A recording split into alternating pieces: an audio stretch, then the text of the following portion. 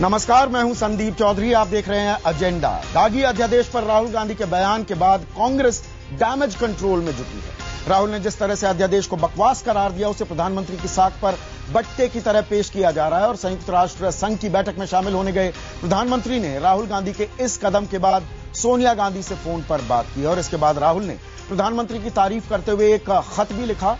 लेकिन इस खत में भी उन्होंने अपने कदम को जायज और अपने इरादों को मजबूत ठहराया। अपने शब्दों में अफसोस का कोई भाव नहीं दिखा।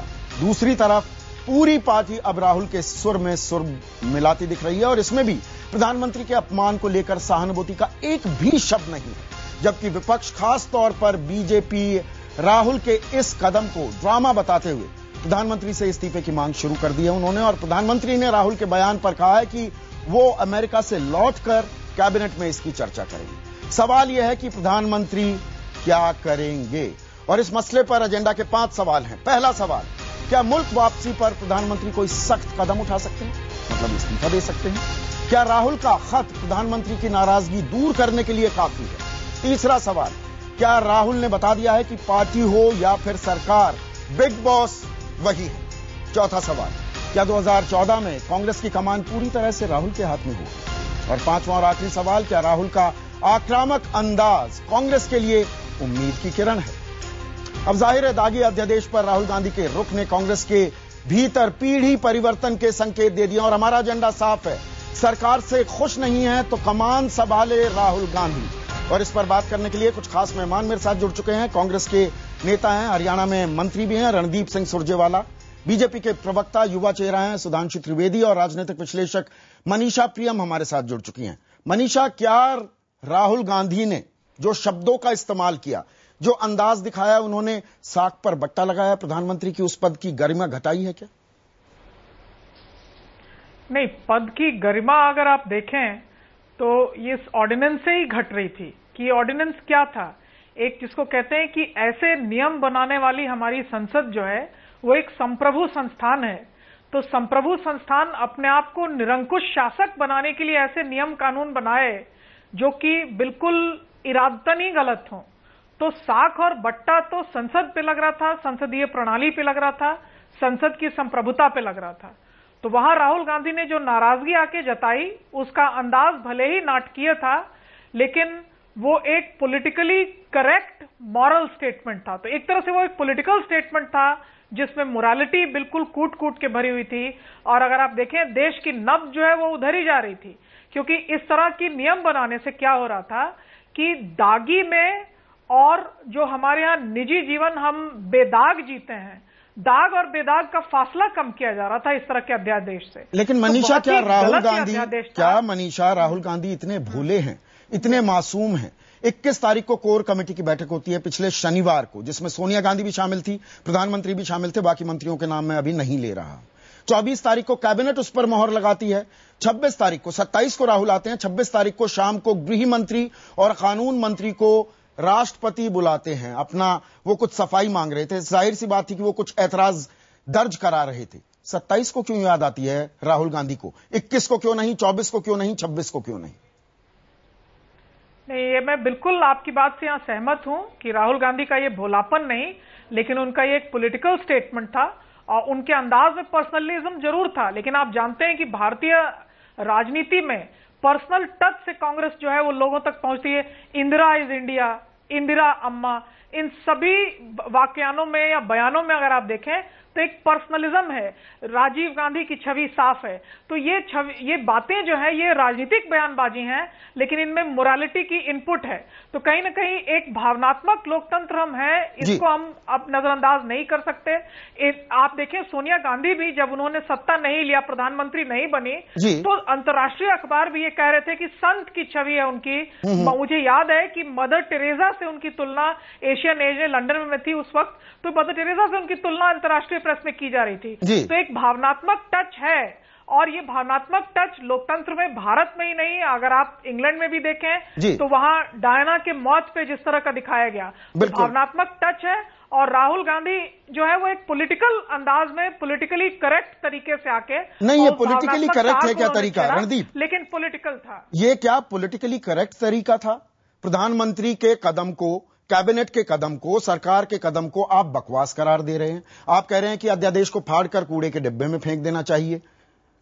आपकी जो अध्यक्ष हैं कांग्रेस की, सोनिया गांधी भी इस डिसीजन में शामिल थी, इसीलिए मैंने कोर ग्रुप कमेटी का जिक्र किया है।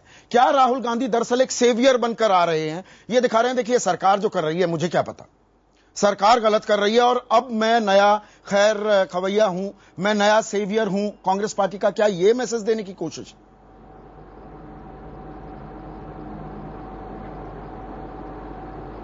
रणदीप, ये सवाल आपसे।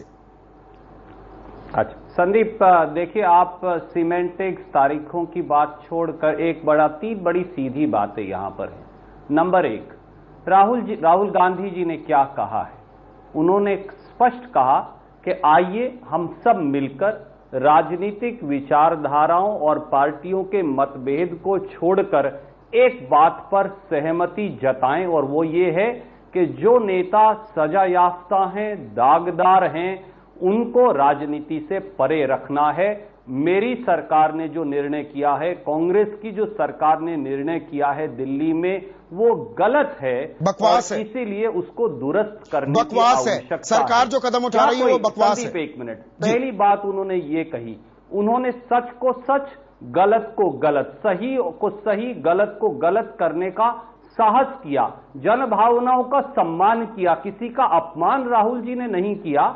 और अपनी पार्टी का अपमान किया, अपनी पार्टी का अपमान किया, अपने प्रधानमंत्री का अपमान किया। किसी भी ओपन ट्रांसपेरेंट डेमोक्रेटिक पार्टी के अंदर हमेशा वैचारिक मतभेद है, उसके लिए जगह होनी चाहिए। उसके लिए जगह थी ना, इसीलिए मैं वो 3 तारीख कह रहा हूं। रणदीप, जगह थी। राहुल गांधी कोर कमेटी का हिस्सा नहीं है, लेकिन भूमि अधिग्रहण बिल पर अगर कोर ग्रुप चर्चा कर रहा है तो वो जाकर शामिल होते हैं, वो शामिल हो सकते थे वहां जाकर। से सहमत नहीं।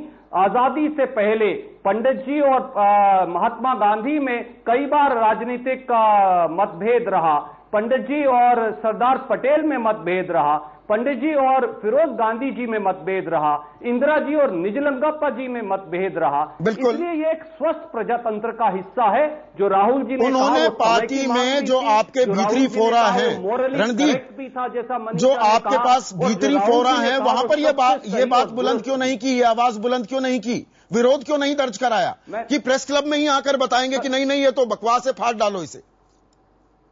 संदीप, मैंने इसीलिए कहा, आप भारतीय जनता पार्टी जैसे अब सीमेंटिक्स तारीखों के जाल में उलझे हैं। मैं आपसे एक और आपके दर्शकों से आपके एक प्रश्न पूछता हूं, आपके दर्शकों के समक्ष रखता हूं जी। Bharatiya Janata party all India, आज वो बड़ी बड़ी बातें कर रहे हैं, वो all India all party meet के अंदर मौजूद थे।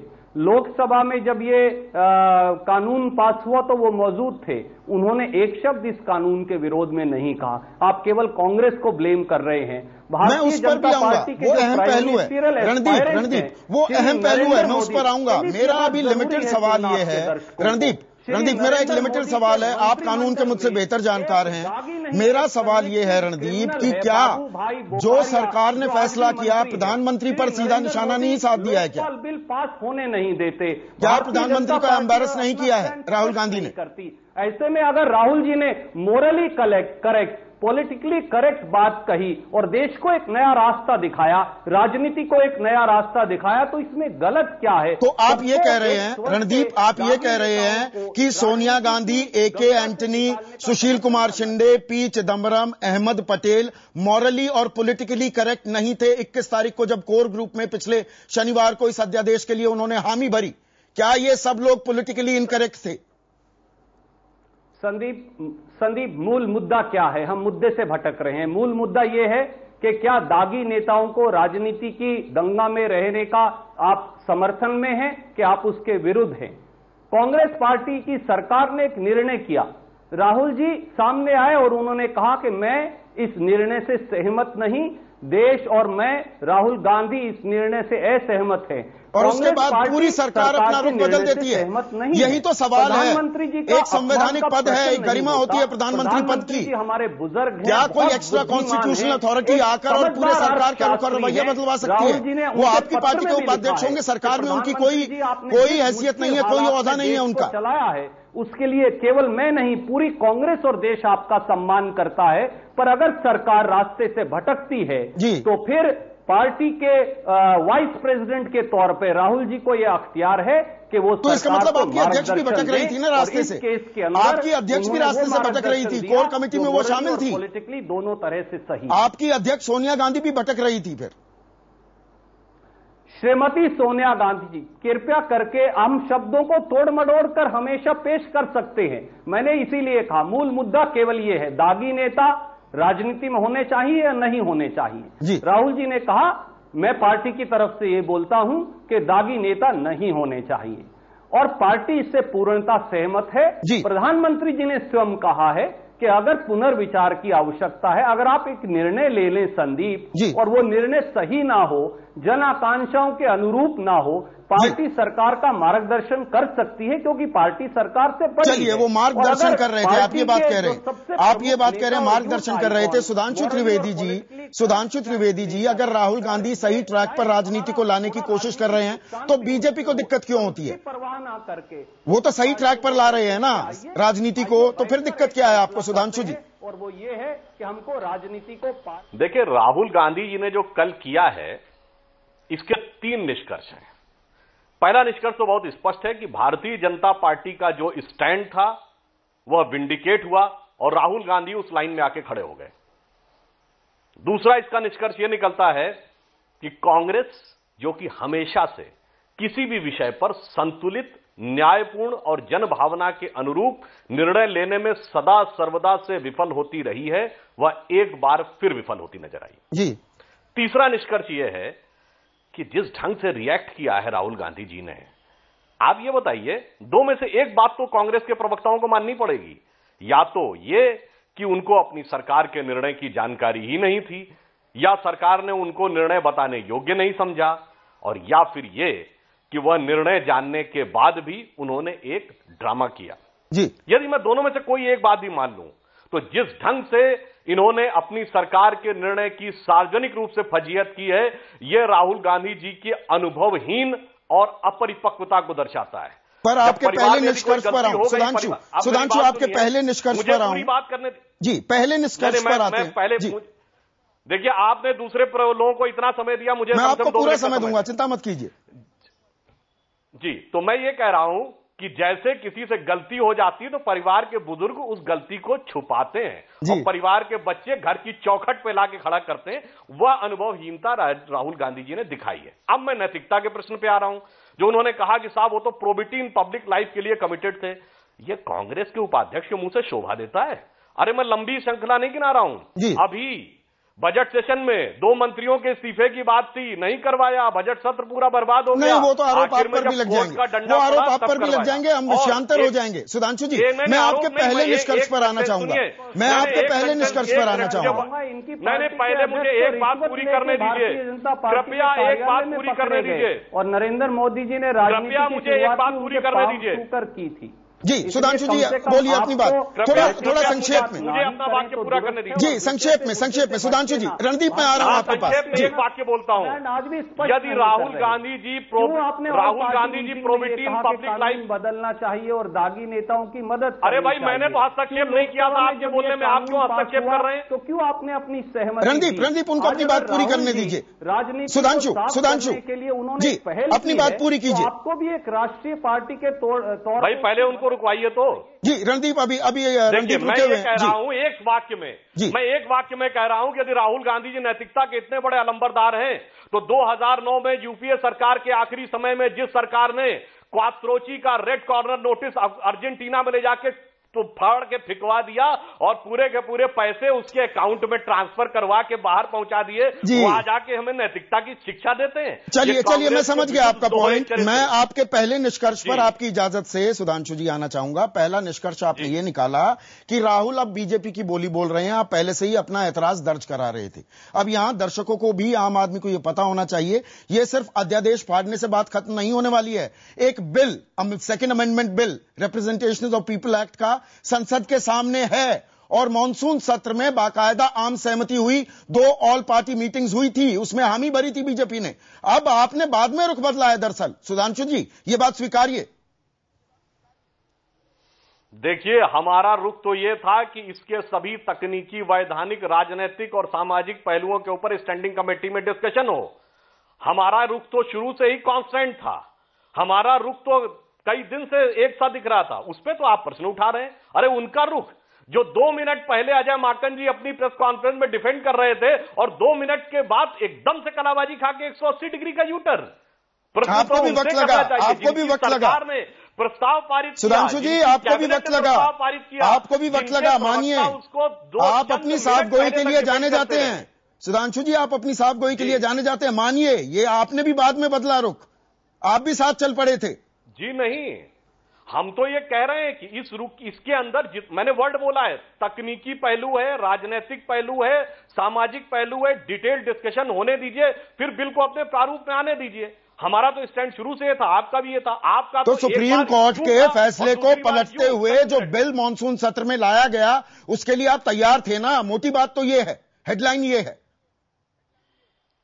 जब स्टैंडिंग कमेटी को कोई बिल दिया जाता है तो स्टैंडिंग कमेटी की संस्तुतियों के आधार पर ही बिल रखा जाता है और तब उस पर प्रतिक्रिया दी जाती है। जी, बिल के प्रारूप में, सिद्धांत रूप में तो लोग सब ये थे कि राजनीति की शुचिता होनी चाहिए। इसके लिए भारतीय जनता पार्टी कमिटेड थी और हमने हमेशा कमिटेड रहे। तो मनीषा, ऐसे में उदाहरण नहीं दिया जो मैंने इसको बताया। मनीषा, ऐसे में प्रधानमंत्री के सामने अब क्या विकल्प रह जाते हैं? प्रधानमंत्री ने बता दिया है, पीएमओ के सूत्रों से हमें ये जानकारी मिली है कि वो आएंगे, कैबिनेट में इस पर चर्चा होगी, वापस लें ना लें। अब वापस लेने के अलावा तो कोई चारा नहीं बचा है। लेकिन प्रधानमंत्री के सामने अब क्या विकल्प खुले हैं? क्या प्रधानमंत्री इस्तीफा देना जैसा सख्त कदम उठा सकते हैं? देखिए, प्रधानमंत्री क्या करेंगे वो तो वही बता सकते हैं, लेकिन विकल्प का जहां तक सवाल है, वहां भारत की लोकतंत्रीय प्रणाली में प्रधानमंत्री जिस दल के होते हैं, उस दल के वो अगुवा होते हैं, उस दल के राजनीतिक नेता होते हैं। तो उस लिहाजे उनके पास अब एक ही विकल्प है कि वो आते ही पहले अपना इस्तीफा दें। तो काबीना के बैठक की जो वो बात कर रहे हैं, वो भी एक तरह से ये कह रहा है कि वो थोड़े से अपोह में है कि कहीं मैं बिल्कुल एक जल्दीबाजी में अपना इस्तीफा ना दे बैठूं। लेकिन क्लियर कट मैसेज जो भारतीय जनता को गया है वो ये है कि पार्टी का उन पर अब साख नहीं है। और सोनिया गांधी जी ने भी खुलकर आकर कहीं प्रेस में ये नहीं कहा है कि नहीं, मैं राहुल गांधी के साथ नहीं हूं। तो एक तरह से पार्टी लामबंद हो चुकी है और पार्टी सरकार के खिलाफ है। तो ये एक अनूठा उदाहरण है भारतीय लोकतंत्र में कि जो पार्टी सत्ता में है वो अब कहती है कि मेरी ही साख इस सरकार को नहीं है, एक ही विकल्प है, वो है इस्तीफा का। मनीषा, क्या दरअसल एक खेल ये भी हो रहा है, खेल क्या ये भी हो रहा है कि अब राहुल गांधी दरअसल एंटी इनकम्बेंसी को, सरकार के खिलाफ लोगों की नाराजगी को डिफ्लेक्ट करने के लिए पूरा ठीकरा मनमोहन सिंह के सर फोड़ रहे हैं और कह रहे हैं देखिए मैं हूं, मैं बचा लूंगा, आप भूल जाइए जो कुछ हुआ पिछले 9 सालों में। एकदम, अभी मौका उनका ही है जो देश में सबसे बड़ा अंडा और टमाटर इस सरकार पे फेंक सकें। तो अंडा टमाटर फेंकने की होड़ में जो एंग्री यंग मैन बिल्कुल सामने आएगा, तो कहीं ना कहीं भाजपा को आप कह रहे हैं, कहीं भूलिए मत कि एजेंडा सेटिंग आम आदमी पार्टी से भी हो रहा है। 2011 से आप देखिए संसद के कई सत्र, sense of the house resolution 12 बजे रात तक भी 2011 के आखिरी दिनों तक अब हमारे जो पीठासीन राष्ट्रपति जी हैं, माननीय राष्ट्रपति ने लिया। लेकिन सेंस ऑफ हाउस रेजोल्यूशन भी ये सब संसद जो नहीं उसको एक बिल में ले आ सकती है। रणदीप, जो बात मनीषा कह रही हैं, जी, जो बात मनीषा कह रही हैं रणदीप, क्या राहुल गांधी दरअसल खुद बागी हो गए हैं? वो बागी की भूमिका में आ गए, मैं रेबल हूं, मैं बचाऊंगा पार्टी को भी, देश को भी। संदीप, बात बड़ी स्पष्ट है। मुझे समझ में नहीं आता कि हम राजनीति में लोकतंत्र और प्रजातंत्र पार्टी का समझने का प्रयास क्यों नहीं कर रहे। बात बड़ी सीधी है। ना सरकार का कोई अपमान हुआ है, ना श्री राहुल गांधी द्वारा दूर दूर तक सपने में भी किसी अपने से बड़े बुजुर्ग या सरकार का अपमान करने की जिस बिल को आप अध्यादेश के तौर पर ला रहे हैं उसे बकवास करार देते हैं, आप कहते हैं कोई अपमान नहीं हुआ। ये आम बात है क्या? उन्होंने सरकार के निर्णय को गलत ठहराते हुए सिर्फ उन्होंने सरकार को अपना मार्ग दुरुस्त करने की राय सलाह दी है। और प्रधानमंत्री जी ने भी लार्ज हार्टेडनेस दिखाते हुए ये कहा है कि महत्वपूर्ण मुद्दा राहुल जी ने उठाया सारी कमजोरियां, सारी गलतियां यूपीए की जो हुई हैं, उसके लिए क्या मनमोहन सिंह के सर ठीकरा फोड़ दिया है? करेंगे क्या मनमोहन सिंह को जिम्मेदार बना दिया है सब कमजोरियों के लिए? जैसा प्रोजेक्ट किया जा रहा है, ना ही इस कोई सरकार और पार्टी का कॉन्फ्लिक्ट है।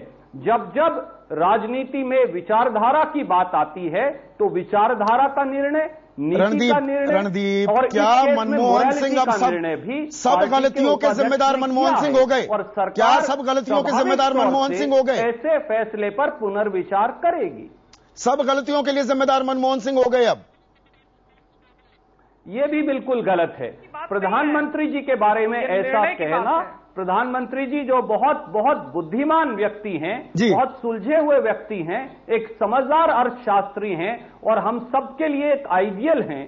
मुझे लगता है कि आप प्रधानमंत्री के ऑफिस पर गलत तरीके से प्रश्न चिन्ह लगा रहे हैं। मैंने जैसे आपको कहा, तो एक मोरालिटी के आधार पे, नहीं, देखिए रणदीप, राजनेता के तौर पे एक अनूठा साहस करके राहुल जी ने एक बात कही। आप भी अनूठा साहस कर रहे हैं, आप भी अनूठा साहस कर रहे हैं यहां पर सरकार का बचाव करके, राहुल गांधी का बचाव करके। लेकिन सुधांशु त्रिवेदी जी, मुझे ये बात समझाइए, फूड सिक्योरिटी बिल, खाद्य सुरक्षा बिल को जब हरी झंडी देनी थी तो सोनिया गांधी के सर वो तमगा चिपका दिया गया, ताज पहना दिया गया, सोनिया गांधी ने कराया। लेकिन अगर दागी मंत्री, दागी विधायक, सांसदों के लेकर एक अध्यादेश आता है तो नहीं है तो प्रधानमंत्री लेकर आए थे, यहां गांधी परिवार बिल्कुल हट जाता है। ये थोड़ी अजीबोगरीब बात लगी क्या? देखिए, वही तो मैं कह रहा हूं, तकनीकी दृष्टि से देखा जाए तो राहुल गांधी जी एक सांसद हैं, और यदि किसी सांसद ने प्रधानमंत्री और सरकार के निर्णय की इतनी बड़ी खिलाफत कर दी होती तो पार्टी से निकाल दिया गया होता, अनुशासनात्मक कार्रवाई कर दी गई होती जी।